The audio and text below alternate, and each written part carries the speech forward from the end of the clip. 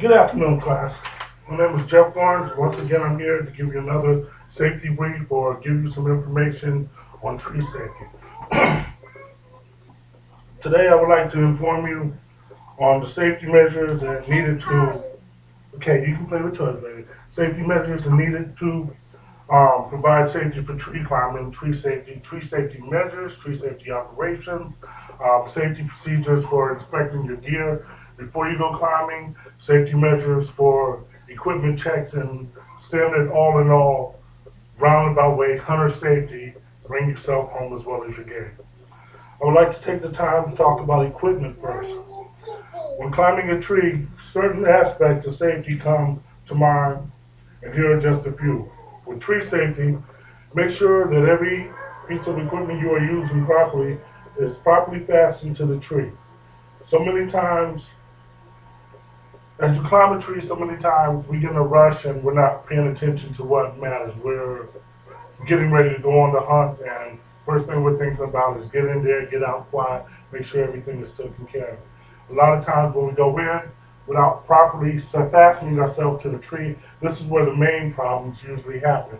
When you get in a rush, you don't start doing the things that you're supposed to do. You take it as second nature, and you assume that everything is already done properly. Safety equipment. Make sure the equipment that you're using specifies to your body weight, your body size, your body build. I'm a big boy. A lot of those safety stands won't hold 250. So I have to get the gorilla stand, the two-man stand, the condor stand. If that's what it takes, then that's what I need.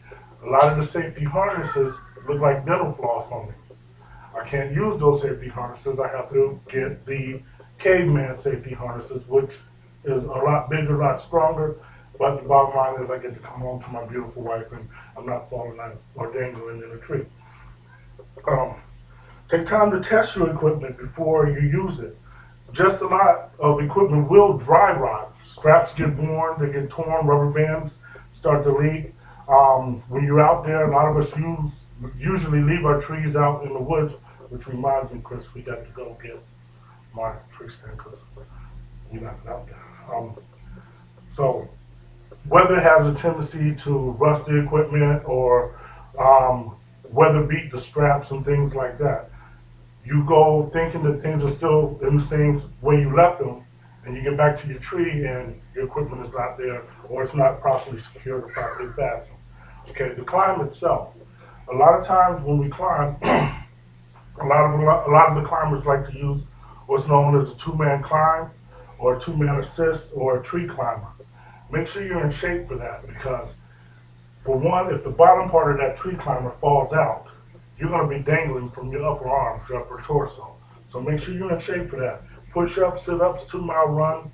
There's something that we've done all our lives in the military, so it should come second nature to keep some kind of physical fitness in your pocket for situations like this.